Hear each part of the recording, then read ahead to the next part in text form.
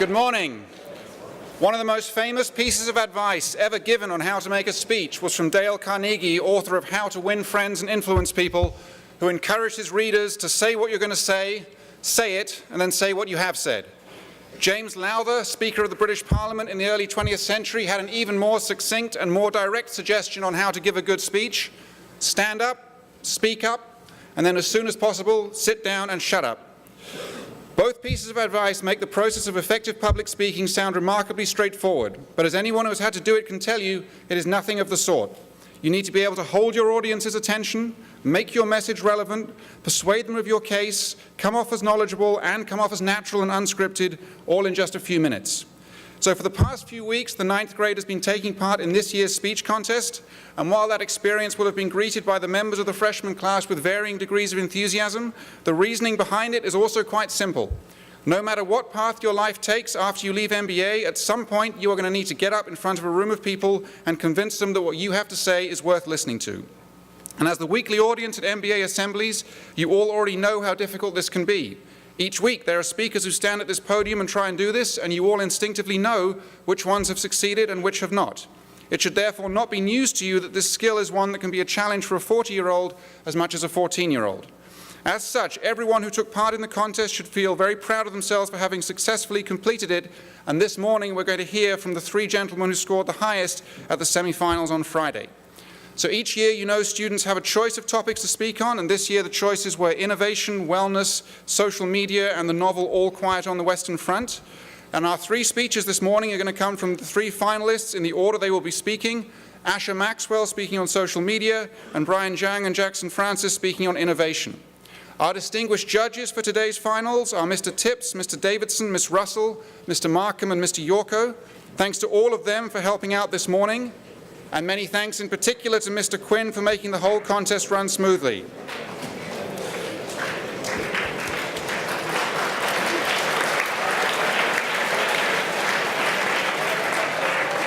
All right. To follow my own advice from earlier and sit down and shut up quickly, all 3 of the speakers you're about to hear from have done exceptionally well to be here this morning, so please listen to them attentively and show your appreciation for each one of them as they are done. The first speaker will be Asher Maxwell, so please welcome him as he comes up here to get these finals underway.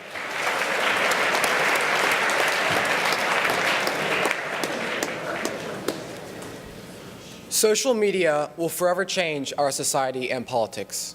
Our generation's defining characteristic will no doubt be social media.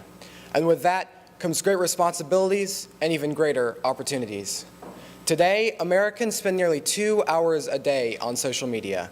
And over a lifetime, on average, we will spend 5 years.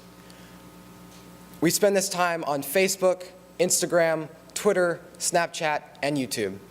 How many of you spend 2 or more hours a day on social media? How many of you catch yourself watching YouTube instead of doing homework? How many of you know better the number of people who follow you than the number of elements on the periodic table? These questions are now true of an entire generation, and they are certainly true of me. But across age divisions, nearly 2/3 of Americans get all or some of their news from social media. This is a new frontier for journalism, and if mishandled, can be the end of an independent and nonpartisan press. Unlike our parents or grandparents, we are constantly connected. We know more about each other and are less private than other generations would have ever dreamed of. This comes with a great sacrifice. Social media often only highlights the best part of people's lives, making others depressed when they aren't in such a good place, which would explain the consistent rise in teenage depression rates. For some, social media, videos, and memes can be used to distract from the stress of real life. Likes, followers, retweets, and subscribers can become more important than grades or athletics. Adults in our lives are constantly reminding us that whatever we say, do, see, like, retweet, subscribe to, Snapchat, Google, or post will be with us for the rest of our lives. While many of us roll our eyes back into our head and shrug it off, there is some truth to it. College admissions programs are increasingly using the social accounts of applicants as part of the process. Generally harmless things can quickly be misinterpreted, as witnessed by the video of the Covington Catholic schoolboys, who quickly could be seen on nearly everyone's social media. With the rise of social media, we've also seen a rise in political divisiveness. More and more Americans are getting their news from social media, and that news is much more biased, less grounded in fact, and more based on sensation. This is largely driven by the ability of certain news organizations to directly target individuals with headlines that reinforce their point of view. Biased news sources are also what have been able to capitalize on this crave for sensation. An eye-popping tweet or news headline has become more important than the content of the article. But despite all this doom and gloom, I am absolutely convinced that social media is a net positive force in our society and politics. Viral videos often do more uniting than dividing. Gangnam Style had people dancing from all parts of America and all parts of the world. Charlie Bit My Finger had people laughing regardless of background. These videos only came to fame because of social media and crossed geographical, cultural, and lingual barriers. Social media can also take ordinary, everyday individuals and turn them into internet celebrities overnight. Candace Payne, also known as Chewbacca Mom, now has her own website, has published 3 books, and serves as a motivational speaker. Charities in urgent need of donations can post shareable videos that spread throughout the internet in a matter of hours. They can also directly target individuals who would be more inclined to donate to their charity. Politicians are now more available and in constant communication with their constituents than ever before. Cory Booker, a former mayor of Newark, had individuals tweet their problems at him, and he or one of his staffers would begin to solve the problem or set them on the right path. The success of a politician's career is now absolutely tied to their ability to communicate on Twitter. Donald Trump and Alexandria Ocasio-Cortez both pulled off political upsets because of their ability to communicate on Twitter. And though divisive, people feel more connected to them than other politicians. YouTube and other platforms have made a wide range of expert videos more accessible than ever before. Students can take up an interest in any type of activity or subject and learn a whole lot about it in a matter of hours. This has made our generation more highly educated in specific fields and more motivated to make a difference in our community. All of this has certainly made our generation different, and I'm absolutely convinced it has changed our generation for the better. Okay, next, Bryan. Let's welcome Bryan.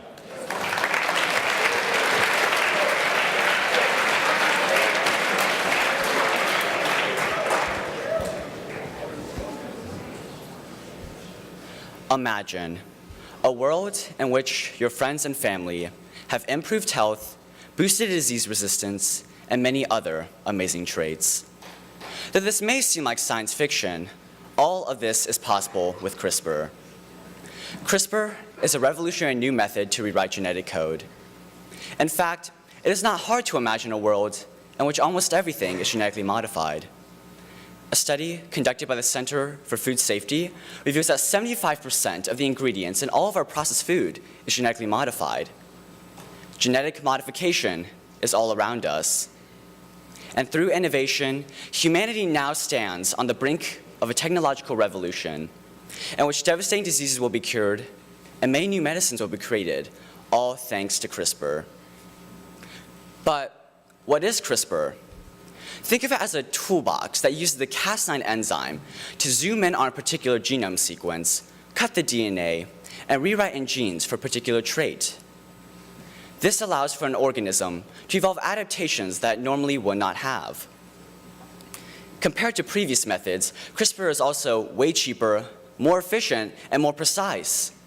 What used to take months and millions of dollars now takes only a few weeks and a few $1,000s. So I know what you must be thinking. So what? How does this apply to me? Well, the possibilities of CRISPR are near infinite. For example, I'm sure that everyone in here knows what malaria is. A study conducted by the Center for Disease Control and Prevention reveals that every year, 425,000 people are killed by malaria transmitted from mosquito bites. And 200 million people are incapacitated by it for days. Perfect conditions for mosquito breeding, coupled with economic and social instability, allows for malaria to carve a grim path through the lives of millions. This is where CRISPR comes in. Due to its inexpensiveness and efficiency, scientists have been able to genetically modify mosquitoes to be unable to carry the malaria virus. This trait will be passed down through the generations, completely eliminating malaria from the face of the earth. Additionally, Alzheimer's is in the top 10 most deadly diseases. So many people suffer from it, including my grandmother.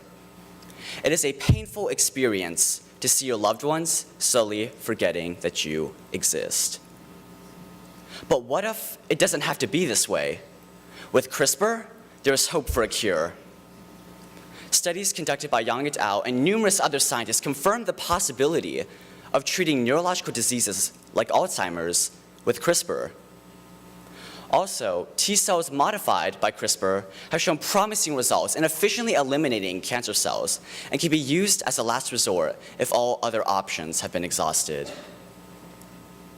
So, CRISPR has proven to be an amazing resource, and quite possibly humanity's greatest invention. So why is there still so much debate surrounding this marvelous new technology? Well, because, as always, there's a price to pay for progress. As many of you might know, there is enormous controversy within the scientific community. Scientists are currently debating the ethical dilemma of designer babies, and many have even proposed a moratorium to continuing CRISPR research. CRISPR is still a very recent invention, and the problem with genetic modification is that genes do not work in isolation. They interact. And removing or editing one gene may lead to many unintended consequences. For example, the first 2 genetically modified children were just created, the twins, Lulu and Nana. Though they're extremely resistant to HIV, their immune systems were severely compromised. There is another great concern: this powerful and cheap technology falling into the wrong hands. Biologists fear the possibility that unauthorized amateurs could genetically engineer a new pathogen or other uncontrollable hazards. CRISPR is the key to Pandora's box. If we can change our genetic shape as we see fit, humans will indeed become a new species. One day, some of you could be scientists. One day, some of you could be leaders or innovators. And one day, some of you could be the ones to completely revolutionize our world. And when that day comes, you will have the power to change many lives for better or for worse. In order to truly benefit mankind, there are still many technical and especially ethical issues to work through. And though the debate continues and there's no clear answer, if each and every one of us is able to remain informed and reach our own verdict, then humanity will have made one step forward. Is it an angel or a demon? That's in your hands. I believe that we will be able to make the right decision and prepare for a better tomorrow. Thank you. Okay, last, let's welcome Jackson to the podium.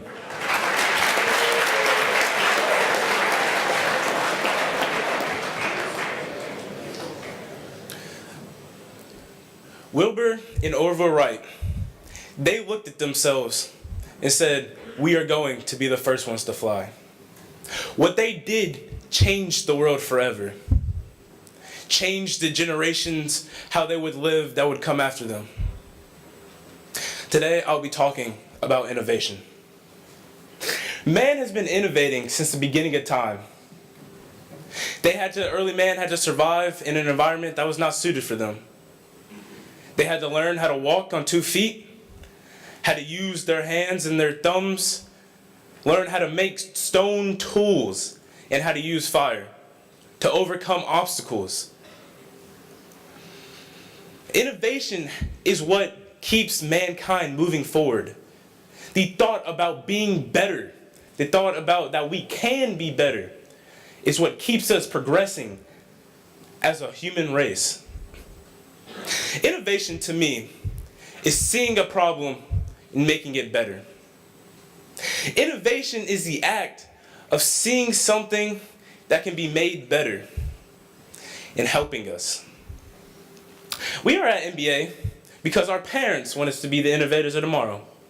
NBA teaches us how to see a problem and how to respond to it, and how to overcome that problem.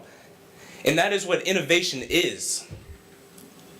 Some famous innovators include Henry Ford, the assembly line, Thomas Edison in the light bulb, Alexander Graham Bell with the telephone, and some more known ones, recent ones, Bill Gates, Microsoft, and Steve Jobs with Apple.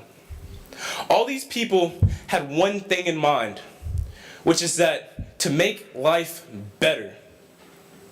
They saw problems, they saw ways to create a better environment, and that's what they did. A great innovation that I think is a key example is the compass. Back in times, they needed a way to navigate the world. They needed a way to get from point A to point B, and they saw a way more efficiently than using the stars. What did they do? They overcame an obstacle and bettered the world. We still use compasses today with GPS on our phones and our cars.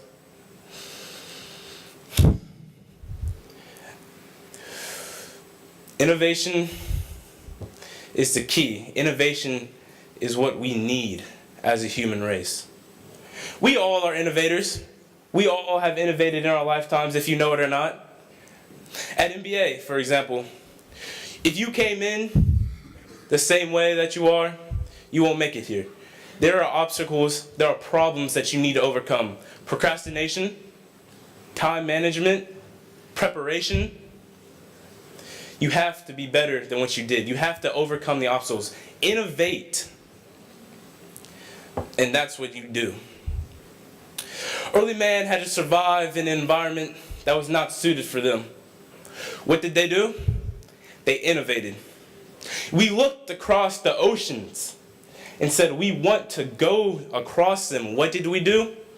We built ships. We looked up at the birds flying and gliding so peacefully. And what did we do? We built planes. We looked up at the stars and at the moon and said we wanted to touch them. What did we do? We built spaceships. Man has been innovating since the beginning of time and will continue to innovate till the end of time. I beg of you, please make the most of the resources that NBA provides for you. Because in this room, we are the innovators of tomorrow. Thank you. Okay, so first of all three speakers did an excellent job. If anything, they did an even better job than they managed on Friday, if measured only by the fact that Sam Alassi stayed awake through all three speeches the second time round. However, the voting was very close. All the competitors will receive a $100 gift card. The winner will receive a $250 Visa gift card. And this year's freshman speech contest winner is Bryan Zhang.